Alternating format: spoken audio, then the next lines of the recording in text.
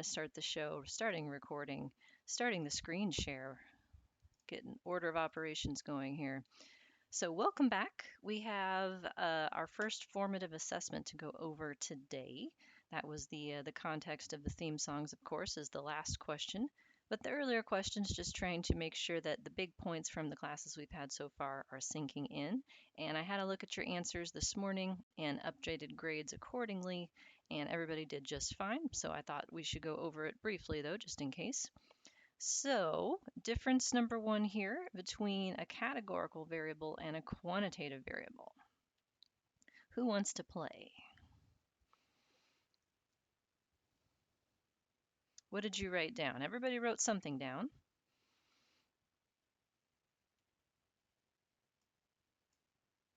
The Can you hear me? I can. Yeah, the numbers have a meaning when we are talking about quantitative variables, but in case of the categorical variables, it's mostly like a label. Yes, that exactly. That's the big distinction is whether or not you can treat the numbers as numbers. And so I know that seems like a trivial issue, but honestly, that is the biggest determiner of what you can or should do with these variables when it comes to asking to summarize them or asking to examine how they relate to other things. Keeping in mind whether or not it's actually a number is really important because, spoiler alert, the stats software will do whatever you tell it to, whether it makes any sense or not. So this is where we have to keep track of what we're asking for and whether it actually does make sense. So within subcategories, what kinds of categorical variables do you know of?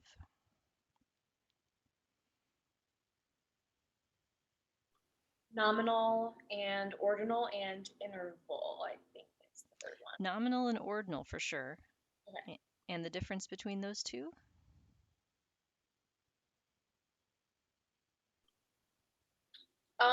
So for nominal, you have to have 3 or more possibilities, but they don't have any specific order. And then for ordinal, they do have a specific order. Exactly.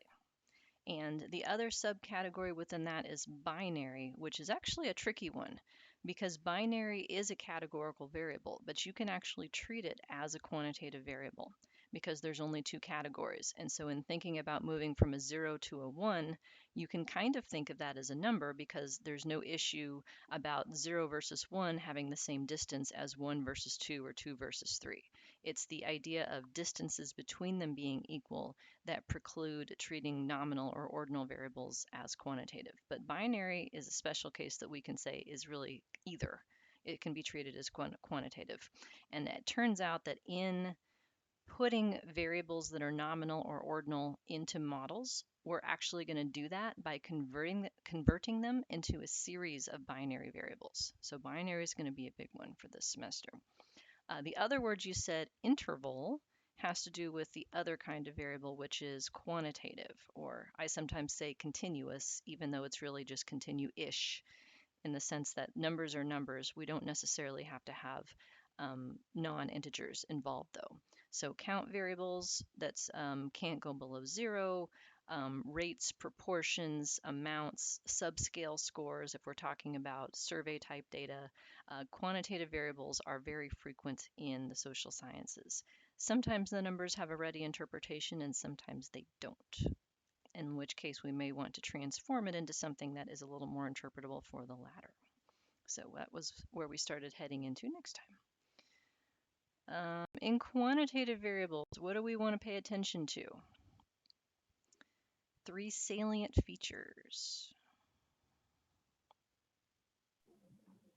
We want to look at the indexes of central tendency, That's one.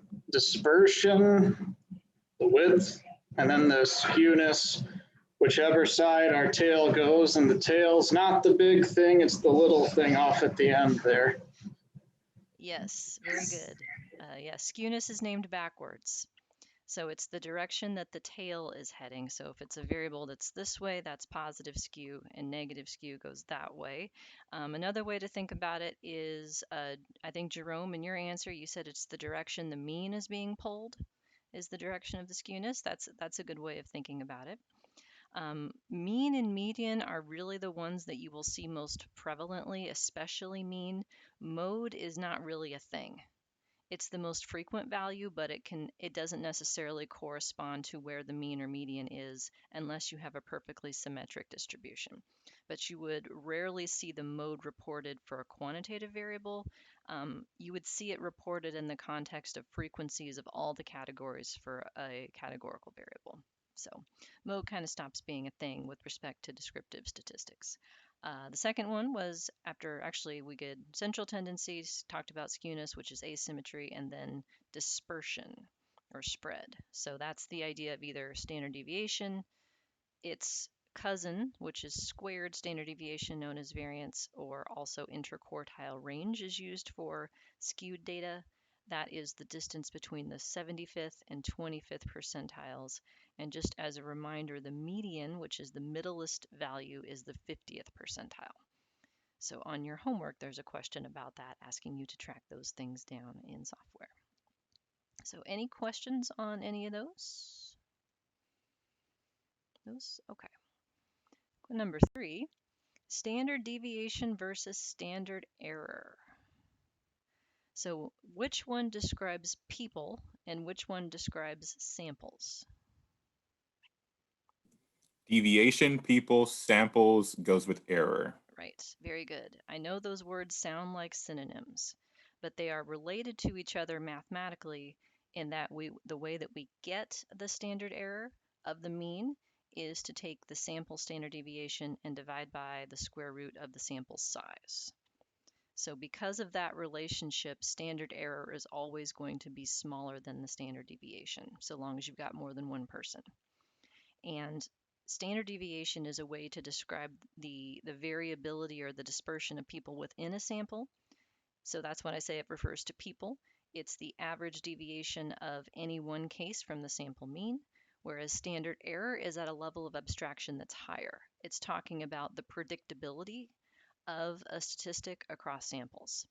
So there's a little bit of confusion in some of the answers with this, and so I wanted to make a point of saying standard error is a more general concept than just talking about the standard error of the mean.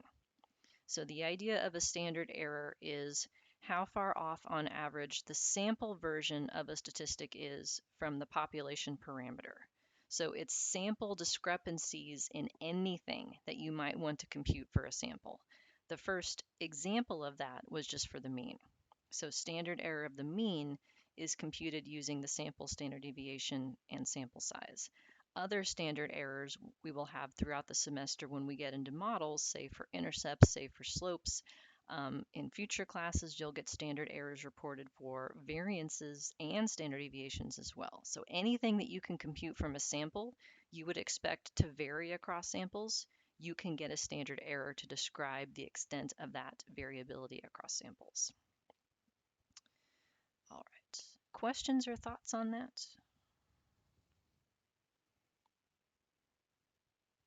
No. Got a new set of straws last week from Amazon so I can continue sucking my soda down without my microphone getting in the way. That's what passes for excitement during a pandemic. New straws.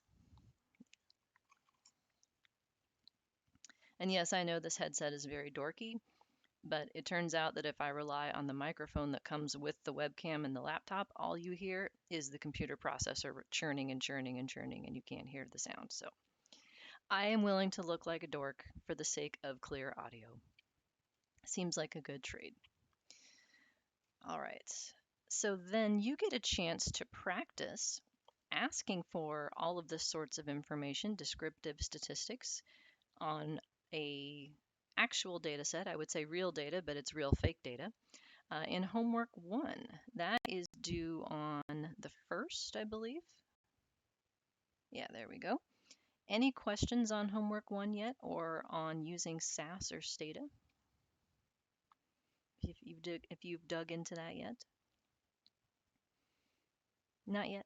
That's fair enough. Just to remind you, I have made 4 videos. So there's one general one to get into the virtual desktop, and then there's 3 for each of the packages that walks through how to even open the thing, how to read in your data, how to work within the package to execute the commands and generate output. So ideally, you would watch the videos and have sort of homework one side by side so that you could start trying to get to know SAS or Stata in the context of asking it to generate descriptive statistics. And so I have part 3 specifically is starting homework 1 using example 1. So I generated these videos last fall, but there's probably not much different between now and then since I used the same homework. So it should all be good. So those are available to you as resources, but if you get stuck, let me help you. So the biggest hurdle that folks have had in the past is just getting to the point where SAS or Stata, when you're using it inside the virtual desktop, recognizes where your files are. And the key to that, I have found, is to open up Windows Explorer inside the virtual desktop and then navigate to where you've stored your data file. Once you do that, you can get the path it thinks it should use, not what your computer thinks, but what it thinks. And so that's not always the same place, depending on your operating system and other variables. So let me help you if you get stuck, okay? Deal? Deal? Okay. So you should never feel bad about asking for help with that kind of stuff because that's what they pay me for. That is my job, to make sure that all of you are able to get started with software and learn how to make it do stuff. The good news is that the learning curve for this is much flatter the further you go. So the hardest part is just getting started. Once you make the transition from one software package to the other, it's not nearly as hard as getting started with the first one.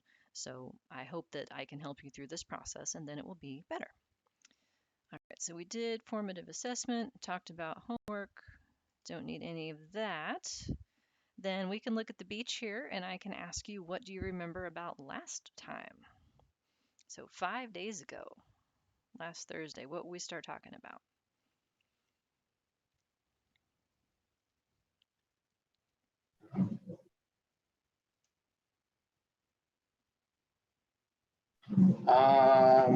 Was bivariate statistics part of it, or was that from review last one? That was what we started talking about. So what does bivariate mean? Two variables, or maybe it's two directional variables. Two variables, yep, in this case. And what about the two variables are we trying to determine or assess? Some type of a relationship between the two. Yeah, that's the key difference. We're looking at, you can say relation, you can say relationship, you can say association.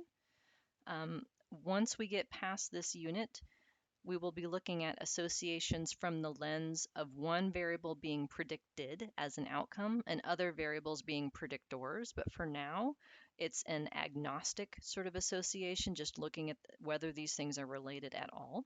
So that's what bivariate statistics are useful for. We started talking about one in particular.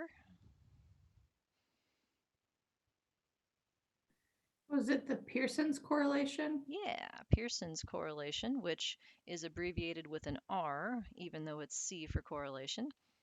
And that one is for what kind of variables?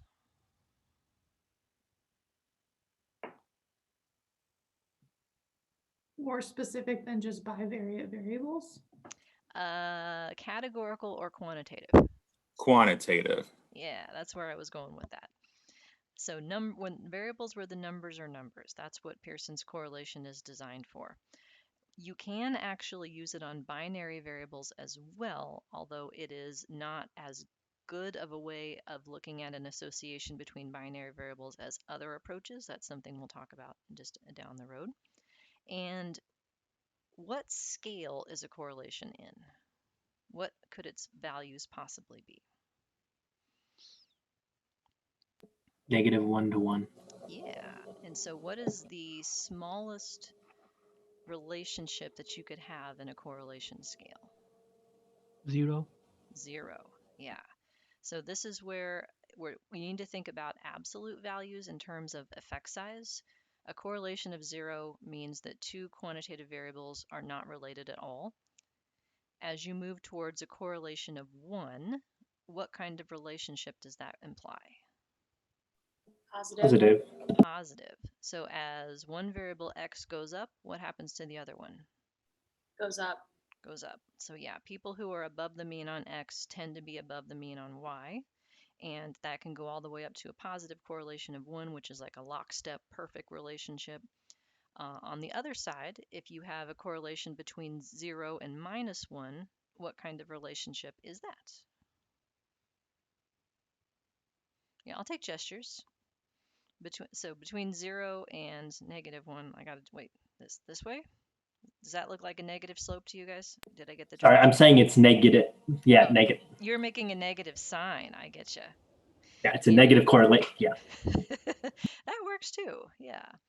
So then as x goes up, y goes down if it's a negative relationship. So it's could be just as strong, but it's just in a different pattern. Yeah, we talked about those, looked at scatter plots describing those. And what is the difference between covariance and correlation?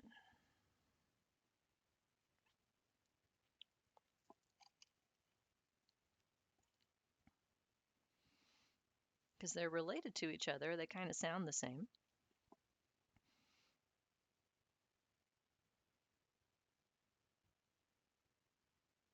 Would that be a good thing to review? Why not? Yeah, that actually gets into where the very beginning of lecture 2 was headed, was talking about variable transformations. So quantitative variables are often transformed to put them onto a metric that is more readily interpretable. So for instance, let me pull up my PowerPoints here. One transformation that you'll see commonly used is what's known as a z-scoring transformation. And this puts a variable y, so y sub I for each case minus the sample mean divided by the sample standard deviation. It puts a variable onto a scale where 0 is the mean and the standard deviation is 1. So one way that you can understand the difference between covariance and correlation is they both index the same sort of association between quantitative variables, but they do so in different scales. So covariance, let me find this here. This is slide 11 of lecture 2 that I'm pulling up here. There we go. Covariance is in the original units of the two variables. So whatever they are. If I want to talk about the relationship between annual income and years of education, then the covariance between those two variables would be in dollar years. In the example that I had on this slide 12 here, we were looking at the association between height and weight. And so I could compute, based on these two example variables, a covariance of 135 inch-pounds. So covariance is a measure of association within the scale of the original variables. You can interpret the direction, but you can't interpret the amount without knowing the variances of the variables in question.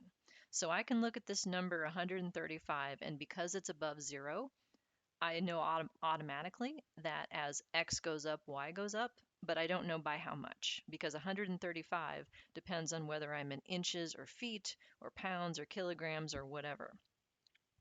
So correlation is taking that covariance and standardizing it by dividing by the standard deviation of each of the two variables. So that removes the units. It puts both variables onto that z-score metric where the mean is 0 and the standard deviation is 1. And so then we're left with the number that we can interpret readily. Somewhere between -1 and +1 is the correlation, where the amount is given by the size and the direction is given by the sign. So we had then, let's see here, move back, pictures that look like this. These pictures, by the way, are known as scatter plots. And so the closer these dots are to making a line, so we have one variable on the x-axis on the bottom and another variable on the y-axis on the side, that conveys the strength of the correlation. And then this is what I was trying to do earlier, but I have the hardest time getting my directions right because I know you're backwards. And so it's like I have to mentally, okay, this is a negative line, right? When I do it this way, or is it, nope, this one. Okay, damn it. I just have to like get the mirror image. I'm one of those people that has absolutely zero spatial ability whatsoever. Like I can read maps, but if you put me like on Earth and ask me to know which way I'm facing based on which way the streets are, I have absolutely no ability to do that whatsoever. I cannot. I remember taking an IQ test when I was in like 4th grade, and it was one of those things where it was like a 6-sided cube, and if you unfold it, like you had to predict like what it would look like if you folded it back up again. And I remember taking my paper up to my teacher and being like, this problem can't be solved. There's no way to solve this problem. There's something wrong with the test. And she's like, oh, sweetie, no, go sit back down and try your best. So yeah, I am deficient, but this is, did I get it? Is this one? This is negative and this is positive. Okay, I just have to remember my arms. Left is negative. Okay, got it going forward. All right, so I think that about catches us up for the big stuff that we were talking about. Testing this stuff for significance, we started talking about that. So the process of significance testing, you're going to end up with one of these 4 letters that's in this grid here on slide 15. These are what's known as test statistics. And the job of a test statistic is to take whatever quantity that you found and put it onto a standardized scale where the mean is the null hypothesis and the standard deviation is the standard error of that. Our correlation works a little bit differently because we don't get a standard error in order to do the significance test. We can jump right into T because R is already standardized. So T is how we judge whether or not an R is sufficiently unexpected given the sample size that we're working with and given our alpha level that we've decided ahead of time as to how much unexpected should be. So this is slide 16 that we talked about last time. This correlation is from a sample of 10 people. So n minus 2 are the denominator degrees of freedom that go with the T statistic. And if we take the correlation in our 10 example case data from between inches and pounds, which was nearly perfect, we end up with the T of like 25. So another way of saying that is that T tells us how many standard errors away from the null hypothesis we are, where 2-ish on either side is about the boundary for where unexpected would begin if we have an alpha of 0.05. So alpha is what is the probability level where you would say this result is sufficiently unexpected, and confidence level is the interior part. So the boundaries you can think of is alpha is out here, confidence level is in the interior. Either way, whether we use the regular R or the R that's adjusted based on sample size, we would come to the same conclusion. We would call these R's significantly positive. So in terms of interpreting a correlation, there's only 4 possibilities. You can have a correlation that is significantly positive, meaning that it would happen less than 5% of the time. That's what significantly means if the null hypothesis were true. So in most cases, people are testing the correlation against a null of 0. So significantly means far enough away from 0 would happen less than the alpha level. Positive conveys the direction of the correlation. So you can have significantly positive or non-significantly positive, which would be how we would describe positive correlations that don't meet the cutoff for where unexpected begins. So if P is greater than alpha, then that would be non-significant. So we can have non-significantly positive, non-significantly negative, same idea, just different directions. Or we can have significantly negative, meaning that it's a negative relationship far enough away from 0 to be in the unexpected territory, P less than 0.05 for both sides. And we can practice that in SAS. All right, I think this is about where we left off. We started talking about confidence intervals for correlations. Any questions on any of that? or things you want to hear again or differently. I'd like to ask a quick question because I haven't been able to ask this since I haven't been in class. So I have taken a few stats courses in the past, and I've always been taught that when interpreting a p-value for statistical significance, that if you are rejecting the null hypothesis, that you should interpret that as whatever, a less than 5% probability that your results have occurred due to chance factors alone. That's the way that I've always learned it, and I was wondering if that would be an acceptable way to interpret them in your class as well. I would say that that is sort of a slightly more colloquial way of talking about it. That is close enough for how I would say it. Okay. The way that I'm trying to describe this is chance alone is the expected sampling distribution of the correlation itself. So across samples, let me go back. Actually, I need to go forward. Never mind. This is the picture that I wanted. So slide 20 here. So the background for this slide, that to answer your question, is I created fake data, 100,000 fake cases, from a known correlation of 0 in the top pictures here versus a known correlation of 0.8. And then I grabbed samples of the same size repeatedly, so samples of 10 in this cell, 50 or 90, and estimated the correlation within each sample. And these pictures show the distribution of what that correlation was across the repeated samples of 10 people. So the term for that is a sampling distribution. And so due to chance alone is the way of talking about what would be the expected differences across these correlation estimates, even though they're from the same population, because we're not going to get the exact same answer every time, especially when there's only 10 people. And so we get a lot more variability that is expected because this is a really noisy estimate when we have 10 people than when we have 90. So what chance is partially determined by your sample size. There's less room for chance if you have a larger sample. Okay. The way that I would talk about it is that the p-value tells you the probability of observing something as extreme or more extreme as what you found if the null hypothesis were true. So if it really is coming from this distribution, how likely is it that you would find this? And so with 10 people, basically anything is likely because it's so noisy, whereas it gets a lot harder to find something that's very discrepant from the true value the more people you get. Okay, thank you. Sure.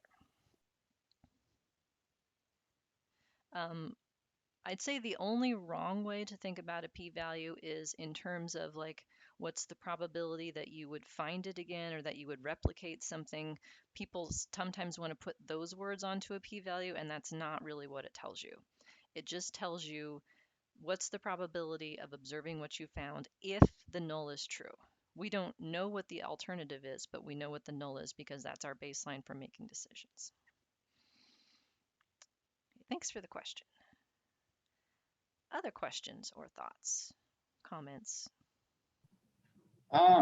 You might have answered this already, but when we choose an alpha value, does it always have to be 0.05, or can we just pick any number we want and have that be alpha?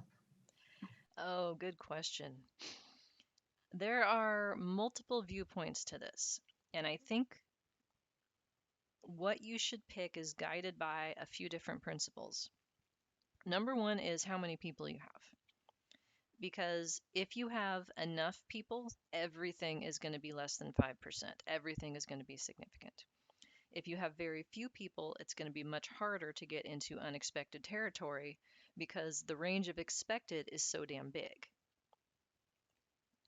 So I think what it boils down to is what is going to be more problematic, missing something that's there or having a false alarm. So those concepts are coming at the end of the lecture. Those of you who've had this stuff before will know those as type 1 and type 2 errors. But if you raise your p-value, So you go from, say, 5% to 10%. Then it's easier to get into unexpected territory, which means you're more likely to say something is unexpected more often. So if the null hypothesis is true, your alpha gives you your type 1 error rate, your false alarm rate. And so 5% false alarms is a convention that everyone has sort of agreed on. 10% false alarms is what you would be saying if you raise it. The other point of view is, well, how many tests are you doing, right? If I run 20 correlations, even if there's absolutely nothing to find in my data set, type 1 error says I'm going to find one of them to be significant. 1 out of 20 is what 5% means. So what if I want to run 100 correlations? Am I willing to say that 5 of them are going to be significant even if there's nothing really there? That seems kind of like egregious. Okay, so if I'm going to be doing a whole bunch of these tests, maybe I lower my alpha to protect against false discovery rate or false alarm rate. So if I'm going to do 100 correlations, I might set alpha at 1% instead of 5%, so that only one is expected to pop up as significant just due to chance or even if there's nothing there. So there's not a universally right answer for what alpha should be. 5% is convention, but keep in mind that it's all tied together. So if you make it easier to find something, then you also increase your likelihood of a false alarm. Okay, double thumbs. All right, other questions? All right, so then I want to talk about how we get a confidence interval around this thing to express the uncertainty, and then I want to show you how to get it out of software. How's that sound? Making software do the math for us. It's a beautiful thing. So, standard errors and confidence intervals to express the range of uncertainty. So the point of this previous slide here was to illustrate why we can't just compute a standard error for a correlation and use that to build a confidence interval that describes the expected variability. Because correlations are bounded. As we said a little bit ago, they stop at -1 and 1. So for instance, if I did this lower left cell here, this is repeated samples of 10 subjects each from a true population where the right answer for what the correlation is 0.8. So we see this negatively skewed distribution here because the correlation can't go past 1. So there's like a wall there, it's piled up. So if I were to use the information from this chart right here, this lower left, the mean correlation we got out of those repeated samples is 0.77. The standard deviation across samples. So that's what standard error is trying to approximate. It's trying to give you the expected standard deviation of a sampling distribution. How far off on average the sample whatever is from the population whatever. That's what a standard error is. And so this is what we would call an empirical standard error because I made up the data and I can actually see this happen across repeated samples. So if I took these two numbers right here, the 0.77 is my middle, and I went plus or minus 2 standard errors, which is this standard deviation right here, I'd end up with a confidence interval that exceeds 1. That can't happen. So to prevent that from happening, we have to take our correlation estimate, which is bounded between -1 and 1, and put it on a different scale that is unbounded. It's a scale that stretches the ends like a rubber band. It's a nonlinear transformation. And so somebody, Fischer, a long time ago, figured this out and used the word z again, even though it's not a z-score and it's not a standard normal distribution. So this is our third instance of what z could mean this semester. I apologize, but I didn't do it. So the Fischer R to Z transformation, here's the formula for doing it. It's 0.5 times the natural log of this thing that has the correlation in it. The effect of this formula is what it shows in the picture down here, where the gray line is the correlation in the original R metric that is bounded between -1 and 1. And the yellow line is what happens when you convert R to Z. So in the middle, they're pretty much the same thing. But what the Fischer transformation does is take this R as it gets more and more extreme, and it stretches it further and further and further. So it never really hits a boundary.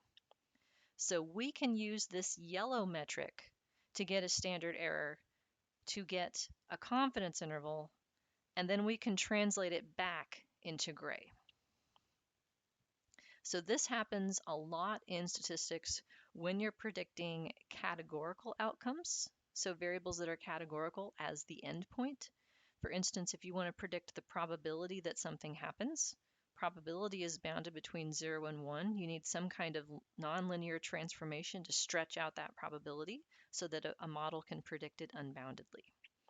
So this is something that you can ask software to do for you quite readily, to take your R, convert it into a Z, then get you standard error, then get the limits of the confidence interval, and then back translate it into R. And that way you're able to give a description of what happened in your sample, of not just what is the correlation estimate that you found, but what is the range of uncertainty around it. Because correlations from small samples, back to this picture, are going to be way noisier than correlations from bigger samples.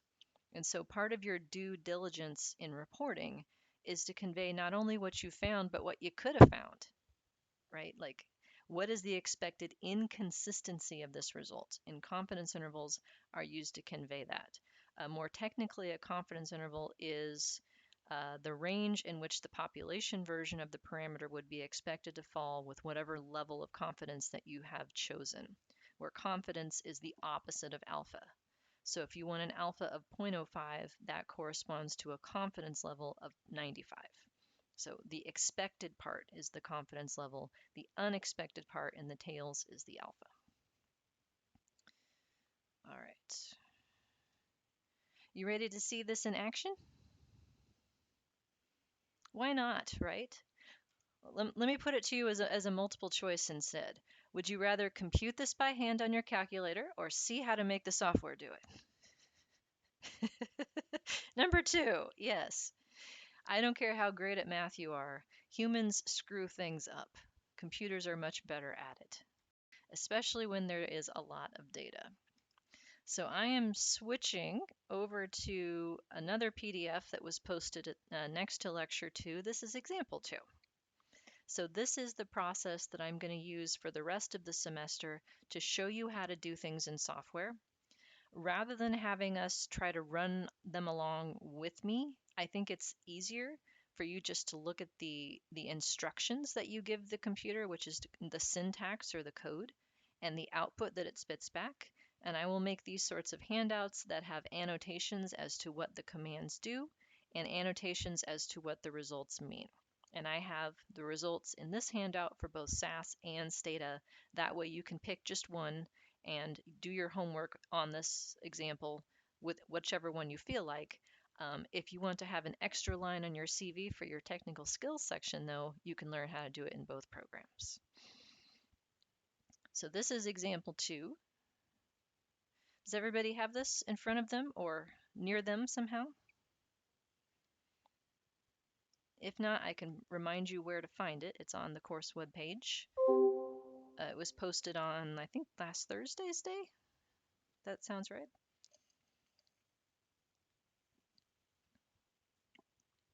So these are real data from the 2012 edition of the General Social Survey.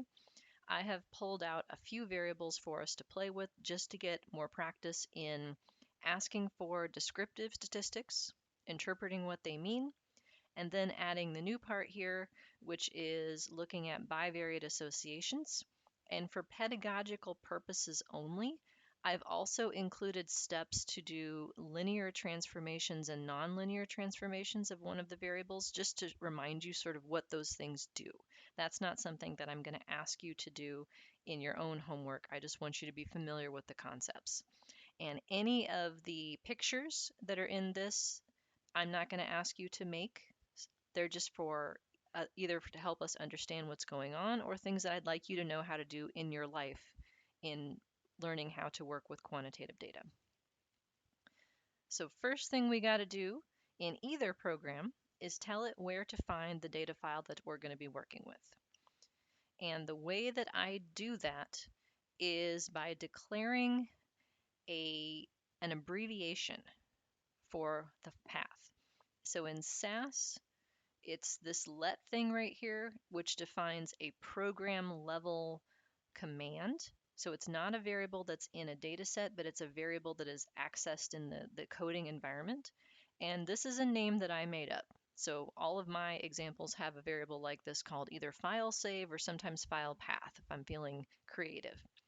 So this is where my stuff is. This is the first thing that you have to pay attention to, is figuring out where the program thinks your stuff is. So if you leave this as it is, it won't work because it's going to go look for a Dropbox folder on your C drive that matches this specification. So this is the path that you can access inside the virtual desktop using their version of Windows Explorer. And I highlight that their version because then you get the correct directions for the slashes and you get the correct prefix for the drive letter if you're working with the H drive or if you're working with a different one. Otherwise, it's much harder. So that's the trickiest part of this whole process, is just getting this path right. And once you paste it in though, then everywhere in the code, this is SAS code to start with, I'll show you Stata in just a moment, where you see that combination right there. So file save is the abbreviation. To refer to the abbreviation in SAS, it is an ampersand, so the thing above the 7, the word file save, and a period behind it. When SAS reads that, the ampersand says, hey, go find what that refers to and plug it in here. So it's like a dynamic version of find and replace. So then it's going to go up here and say, now where was file save again? Oh, it's right here, and it's going to plug that path into this command. So the reason that I do it that way is to prevent me from having to change the path in multiple places if I decide to store my files differently. So do any of you work with R software at all? A couple people? Okay, this is like setting the working directory. It's analogous.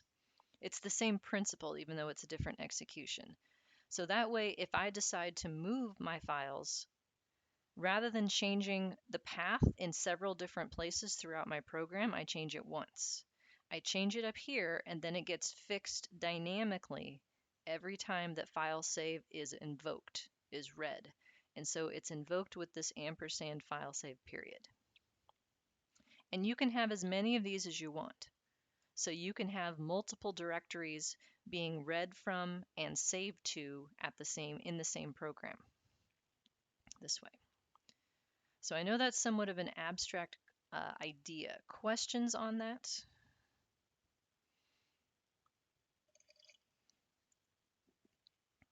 There is a dedicated way to do this for SAS-specific data sets only, but this way is more general and will work for any kind of data file or output file. So inside the example 2 syntax, you'll see that I'm using this not only to read in the data, but also to give it a Word document title that I'm going to send the output to. So I use the path in multiple places for that.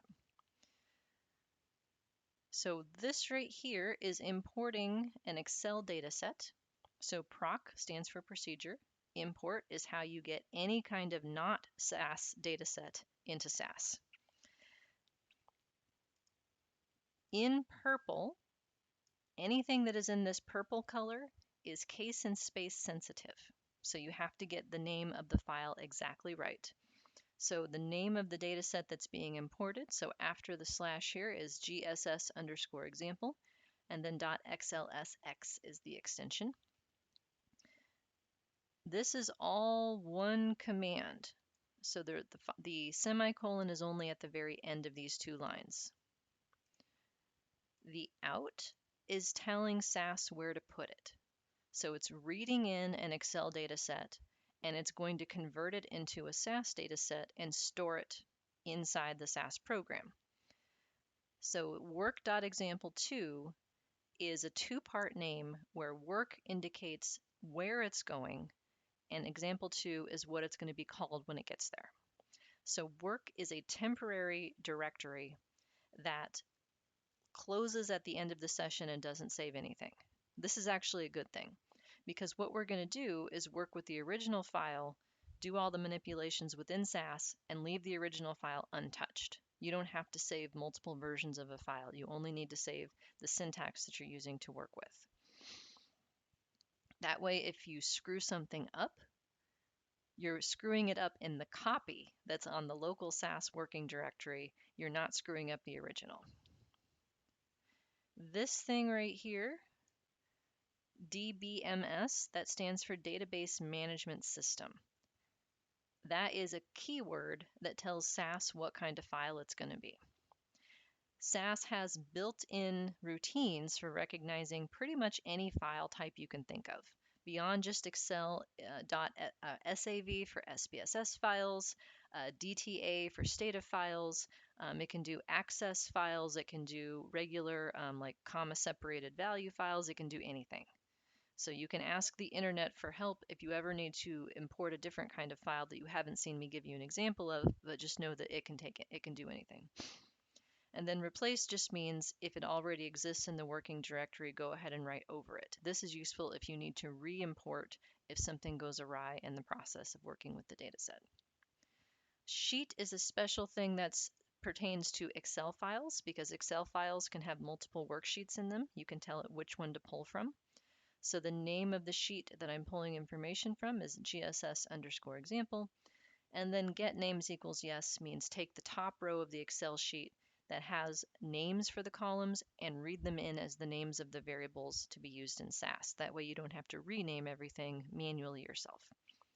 And then run closes the overall command. So every time that you have a proc something, you need to run something to actually make it go. Run is like saying please. Okay. Questions on any of that? So every time that you have a homework, I am going to give you a starter syntax file that looks like this, where all you have to change is this path. And the code, if you just run it, will read in the data set that is located in that path for you.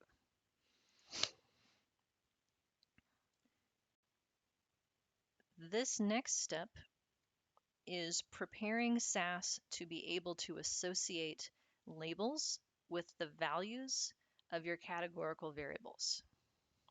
So categorical variables are variables that aren't really numbers, even though they may be stored that way. And to make it easier on yourself when you're looking at the information that comes back out of the analysis, you can tell it what the numbers mean. So proc format, as I have it here, is defining a labeling system. I am defining 4 different labeling systems to be used with the variables in this analysis. So I have a variable that is binary for whether or not a given respondent is married, in which case 1 means unmarried and 2 means married. I have a variable for binary gender in this example. I have a variable for a respondent's level of happiness, which is an ordinal variable. And I have another ordinal variable that has 7 categories for how frequently people associate with their friends. So once I define these labeling conventions, they're known as value labels in SPSS, then I can attach them to the variables in the SAS dataset. And that way, every time I ask for some information about those variables, these labels will show up on my output. That way I don't have to remember what 2 means or what 5 means. It will just tell me. And since it's a proc, I need a run to shut it off. Note this thing right here. Do you see how in each of these that I have the number and the word inside the quotes? It looks like that might be redundant, but it's not. Here's why. When you have a categorical variable that has only the numbers, right? So the way that this is stored, like it would just be the number 1, 2, 3, 4, 5, 6, 7. Once I add this labeling structure to that variable, I found out the hard way that SAS reorders them to be alphabetical, which is a nightmare. So then they show up in the wrong order.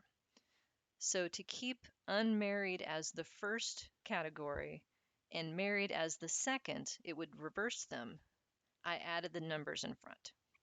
So that's just a convention that I've adopted to keep SAS from messing up the order of my variable labels.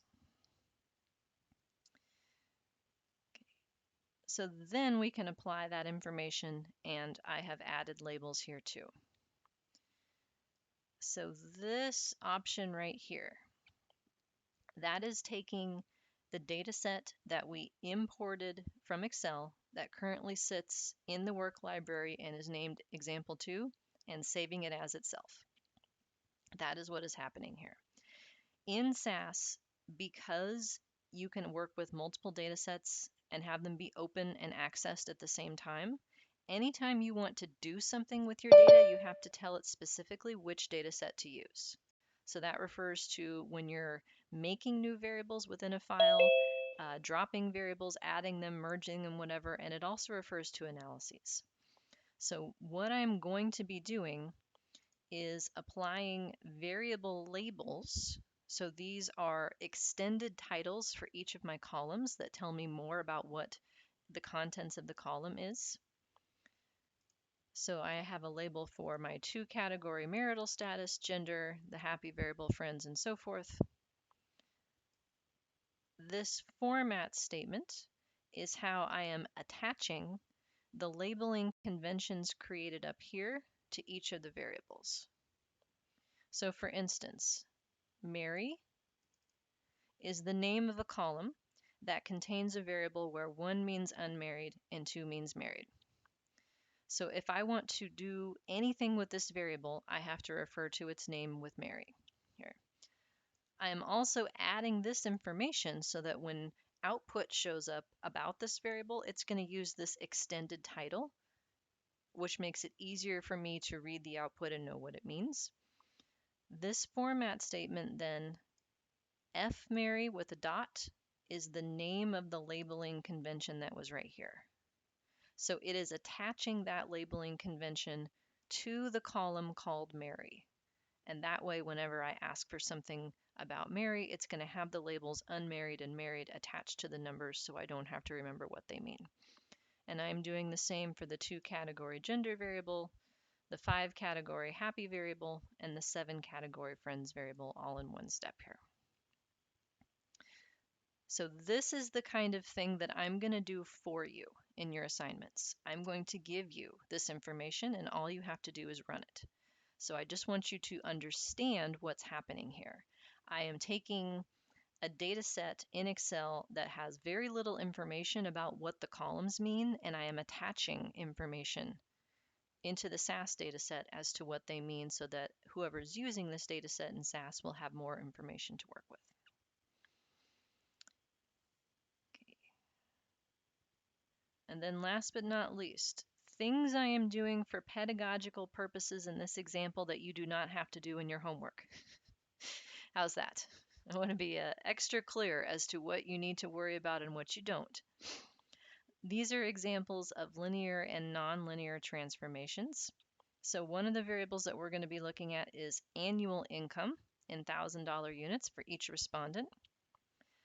I am making a copy of that column called income, saving it as a new variable with a z at the end. So this little thing right here, the new variable is to the left of the equal sign. The variable that it is coming from is to the right. So this is literally just taking one column and saving a copy of it as a new name. In the next step down below, I'm going to transform that new column, that saved copy.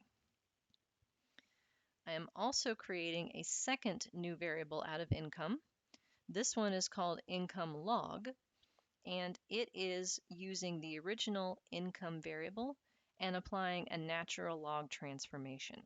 So this is an example of a nonlinear transformation.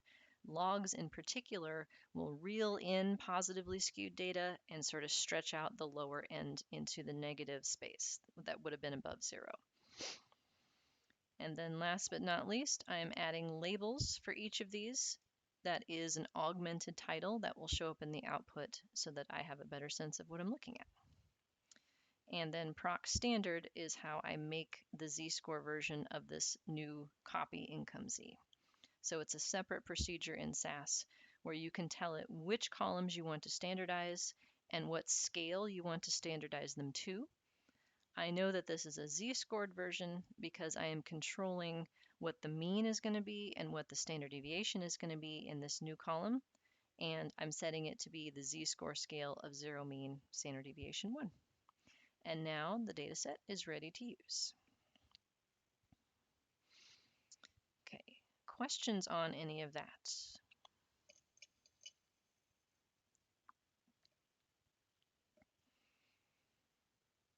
So for homework 2, to recap, when you get your data set, you change this. That's it. The rest of it, you just run.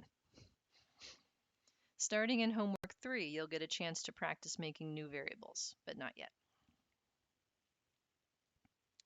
Stata folks, don't think I forgot about you. Your code looks similar, but not quite the same. So same concept to start with, defining a program level abbreviation for where your stuff's going to be. So inside the quotes here is the path that you will need to paste in as to where you have saved your data sets, the path, not the file. And that information is being used in the same sort of abbreviation reference as in SAS, but with a different punctuation mark. So the $sign instead of the ampersand. When Stata sees a $sign, it's going to do a dynamic find and replace and put the path in everywhere it sees it. So this import Excel command is used to import Excel datasets. It wants the name of the dataset afterwards. And then these options after the comma, case preserve means whatever the capitalization is of the variable names, leave it alone. You can choose to do that, and then you have to pay attention to whether or not you're writing in capital letters or lowercase letters, or you can take it off and it will convert everything to lowercase, your choice. But in my system here, I generally tend to use lowercase letters unless I have something to where I want to throw a capital in there. First row reads in the names in the first row as the columns, and then clear means if it already exists, go ahead and write over it. One thing about Stata that is a little bit odd relative to other programs is that it does not play nicely with a lot of other data sets. Like you can't read in SPSS data straight into Stata. You can't read in SAS data. So that's one of the reasons why I'm going to be giving you all of your examples for your homework in an Excel format, is because Stata and Excel play nicely together, and because that way you can open it on your local machine and see what it looks like for yourself. Then, just as we had done in SAS, we are creating labeling conventions for the values of your categorical variable. So I'm creating 4 different labeling conventions and then applying them to the variables. So attaching that labeling convention to that column. That way, every time you look at your output, it will have those words printed as to what the numbers stand for. Note that in this example here, there's no references to the name of the data set. In Stata, up until it's version 16, I believe, is when they changed this, you can only have one data set open at a time. And so you don't have to tell it which data set to do things to. It's implicit. So there's no references to data equals the way that there is in SAS for these steps right here. So I am then attaching labels, attaching the value labels, and this is an example of making a z-score. It's a built-in function in Stata. So egen is how you access functions. Income z is the name of the new variable column. STD is not a bad thing in this context. It is a standardized transformation. Yeah, thank you. I had to insert the sophomoric humor in there because I've had people giggle before. Like, yes, you're giving your income an STD. Yes, that's what's happening here. Z-scoring it in particular. And then a nonlinear transformation, regular gen rather than egen stands for generate, by the way. It has a log function built in to make a natural log transform for this. So all of the same steps in both programs. And again, all you need to do is fix this and run the rest when you get yours, and it will be fine. Okay, questions on syntax?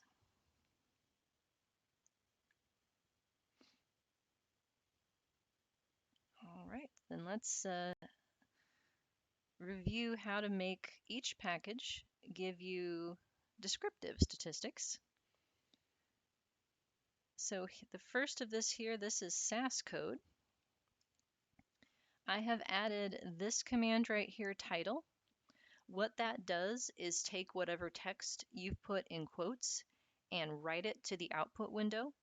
That way you can leave yourself notes as to what you're looking for, like a trail of breadcrumbs. That's very helpful. SAS, if you it keeps printing this title until you actually shut it off. And so sometimes you'll see, like right here, I have a title all by itself. What that does is remove the previous note so that it doesn't keep printing it over and over and over again forever and ever. So this is the note that I wrote to myself. These are descriptive statistics for my quantitative variables.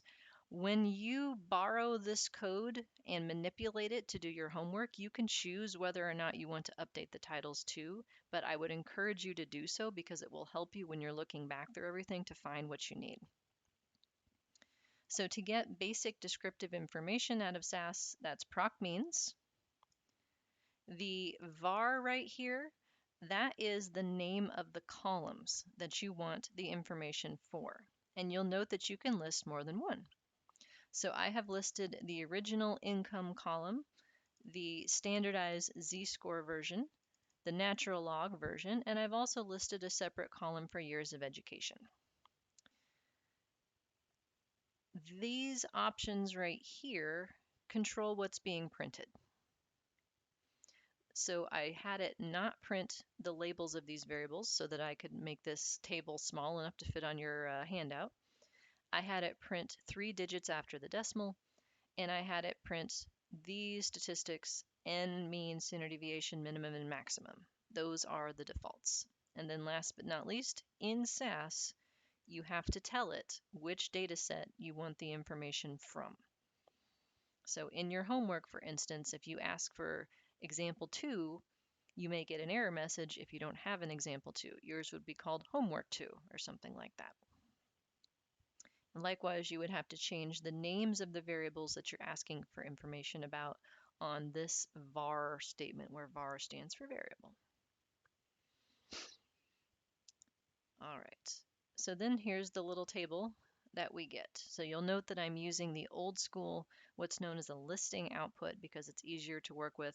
You will get this nice table in an HTML format instead when you run it in SAS. Okay. Questions or any of that you want to hear again?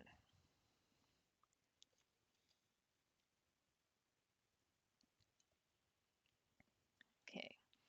What is this first column right here? What's that telling me? The size of the population sample. Size of the sample. Sample, yeah. Yeah, we don't really know. The population is kind of like a hypothetical construct most of the time, but we do know this is the size of the data set that we have. So this is probably going to be your first question on many of your homeworks. Just how many people are you working with here? And any of these analyses will give that to you. Can you guess what that column's telling us? The mean? Yeah, it's this one's pretty self-explanatory. So this is the average score, the arithmetic average. So on average, for instance, This is income in thousands of dollars. So the average respondent makes $17,300 a year. The data is not nice. Touche. Ba-doom. You get a rim shot for that one. This one, STD-DEV. Any guesses? Standard deviation. Yeah, standard deviation. So this is how far off on average any one person is from the sample mean. So it's giving us dispersion. And if I asked for, say, the variance instead of standard deviation, what would you have to do? Square it. Square it. Now you've got two options for that. You plug this number into your calculator as option 1, or you add the word variance up here, and it will spit out a column for variance as well. So with very, very few exceptions, any of the computations I'm asking for should come out of the software directly. Minimum and maximum, those are also self-explanatory. So it tells you what the lowest value is and what the highest value is. In your life, not just in this class, but in your life, this should be like the first thing that you check to make sure that all of the values in your columns actually make sense. In particular, watch out for a minimum that's a number like -99. That number has a special meaning because in many programs, people have an option to denote something as missing data, and negative numbers like that, -99 or -999 or -99999, get used for missing data because they are unlikely to be real values. But if SAS has not understood the missing data definition in your file, it will pretend like it's a real value and read it in as a minimum of -99999. Needless to say, that will screw everything up if it thinks that's a real number and it's not. So watch out for these ranges to make sure that they are in fact plausible. So in original income, the poorest person in this sample has an income of $245 a year. The richest has an income of $68,600 a year. In z-scores, that translates into -1.2 to 3.7. Z-scores, by definition, have a mean of 0 and a standard deviation of 1. A natural log transform translates into that. And then the last one is a different variable entirely. This is education. So the average years of education in this sample is 13.8 with a standard deviation of 2.9, so plus or minus 3, and a range of 2 years all the way up to 20 years. And then proc means with some additional options. So this is the exact same command. This proc means and this proc means. They are the same procedure. I broke them into two pieces here so that I could get the table to fit into the handout and also to sort of focus on different aspects of what it's telling me. So in this case, I'm asking for the standard error of the mean. So rather than standard deviation, we get standard error. And I also asked for CLM paired with an alpha of 0.05. So what I'm asking for is the 95% confidence interval for the mean. That's what CLM stands for, confidence limits of the mean. And alpha of 0.05 corresponds to confidence of 95, which you can see from the output. So if I wanted to get a different level of confidence, I could change this number right here to a different value. So standard error then, what's the difference between this value right here and standard deviation up here?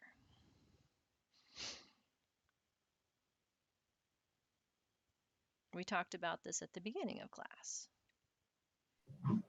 The confidence interval. Standard error in this column right here versus standard deviation up here. Pass. Pass.